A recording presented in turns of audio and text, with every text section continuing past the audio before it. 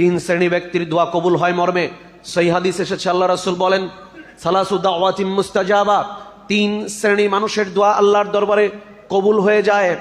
দাওয়াতুল মাজলুম, এক নম্বর মাজলুমের দোয়া। দুই নম্বর দাওয়াতুল ওয়ালিদ আলা ওয়ালাদিহি, সন্তানের জন্য পিতামাতার দোয়া।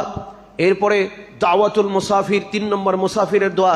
এই তিন শ্রেণীর ব্যক্তি দোয়া করতে দেরি আছে, কবুল হতে দেরি নাই।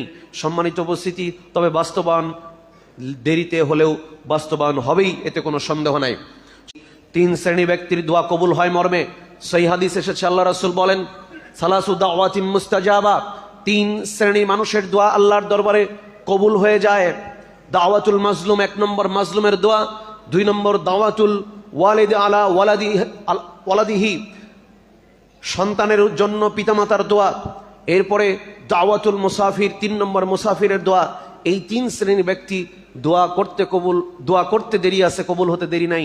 সম্মানিত উপস্থিতি, তবে বাস্তবায়ন দেরিতে হলেও বাস্তবায়ন হবেই, এতে কোনো সন্দেহ নাই।